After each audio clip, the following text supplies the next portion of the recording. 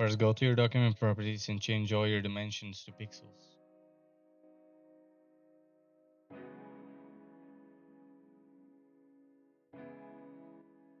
Make sure all your dimension units are also in pixels. Now select your rectangle tool and make perfect square by holding Ctrl on your keyboard. If you do not already have it, open your Fill and Stroke menu from Object, Fill and Stroke. Now make sure you have no stroke selected and make the fill something unique. This will not matter for the design.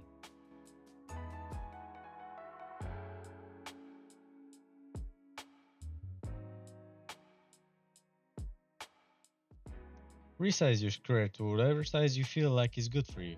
I usually go for 1000 by 1000, but this time I'll just resize it as big as my canvas. Make sure you have snapping turned on with all three options enabled.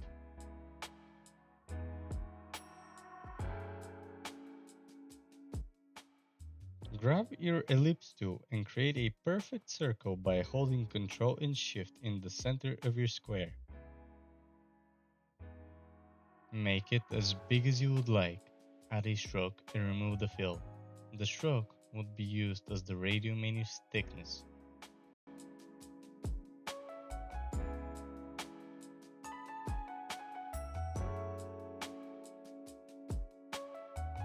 Now here, maybe I'll make mine 30, and it needs to be 30 in pixels.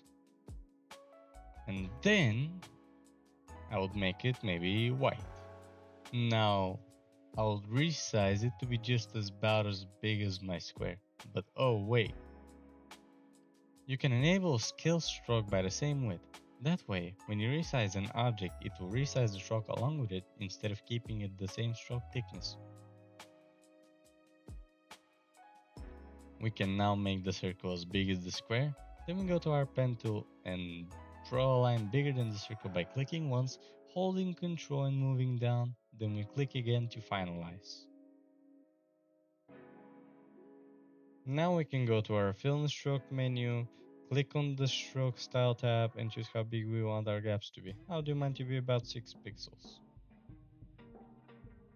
Now we'll select both our objects and align them together.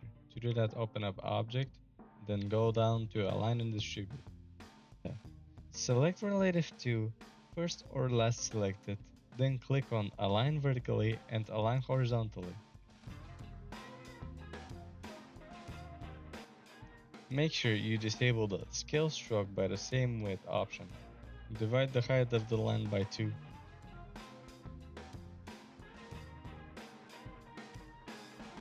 Go to Path, Path Effects, and then enable the Rotate Copies Path Effect. Make your copies as many as you want your pieces to be. I'll do mine 10. Go to your Nodes tool and grab the middle node of the lines. Then drag it down to the center of the circle.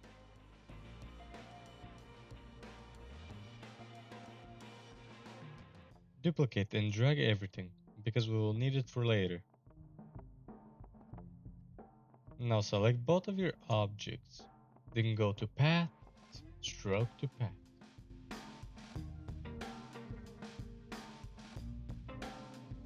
Now, while having both objects selected, go to Path, Difference. This will now cut the objects. Now go to Object, Transform, and then inside click on Rotate. Now divide 360 by the amount of pieces we have. So I have 10 pieces, so I do 360 divided by 10. And now I divide the given result by 2. So now my Radial menu begins from the top corner of the frame instead of the side. Next we'll go to Path, Break Apart. That will separate everything. Next up, we'll select everything. Then deselect the top part and the red square. and then delete absolutely everything else. We do not need it anymore. Now what we'll do is we'll select our object, then we'll group it. After that, we're going to go to our path effects menu and we're going to do rotate copies once more. We're going to select our amount of copies that we had before, which was 10 for me. Now we go to node selection tool and move the point to the center. Now we have the exact same result as before, except now we can edit this little node here, or this little piece here. Now we can go wild on the customization part. First, open up the layers and objects menu so we can see what's going on better. And then, what we can do is duplicate this thing a couple of times maybe. And then we can go to our path effects menu and then do something like maybe the offset path effect. You do not have to do this, but I'm doing all this just to show you that you can customize the menu however you want. Here we're changing the fill. We can duplicate this again or something maybe.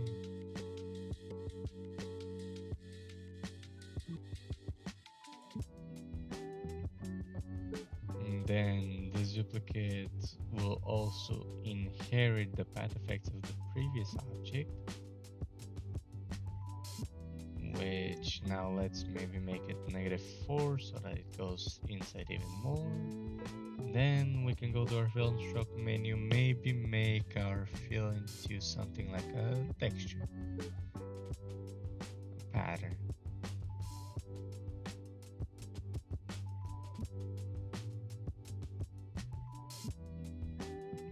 Now that we have customized our menu, this is how mine would look.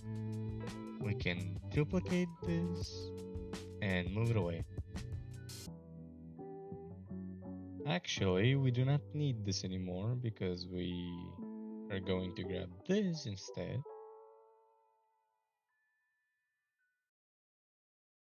We duplicate our lines in circle. We align it to the frame just because. And then let's say we want to make a different amount. So maybe go to our rotate copies. This is why we had it staying there as a duplicate. We are going to make only 3 pieces now for the radial menu. Now just like before, we're just going to select everything. Then we're going to path, stroke to path, path difference. And then we're going to go to the transform tool, and now this time we have 3 pieces, so 360 divided by 3. Then divide the result by 2. So now that our top piece is going to be on the top. Then we can go to path, then break apart. And then we select the other pieces and we delete them. Then we group this object. And then we go to our path effects menu. Then we go rotate copies. We select 3 copies. Move that to the center. And now what we can do. Now looking at our hierarchy, you can see how the paths are one on top of another. We can copy this path. And then what we can do is select the path that is on the same layer but on a different group and go to edit, paste, and then we press style. This will paste the style of the copied object. Then we can do the same with path, paste, path effects. So this will copy and paste all the path effects from the previous object to the new object. Then we'll continue doing this with the other object.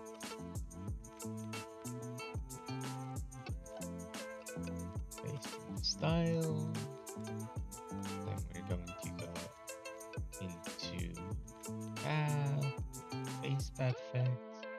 Then we're going to do this with the top object as well. It doesn't matter in which order you do it.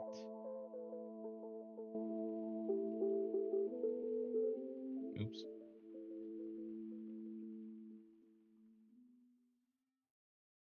And now, as we can see, both of our objects look exactly the same, but they're just different pieces. One of them is 10, the other one is 3. If you wanted to apply more edits, you can grab the originally styled object and just drag things around maybe. We can do, I don't know,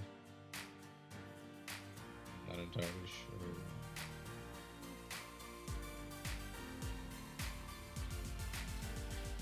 I guess we can just kind of like rotate this, resize it, maybe make it bigger, maybe even smaller, something like that.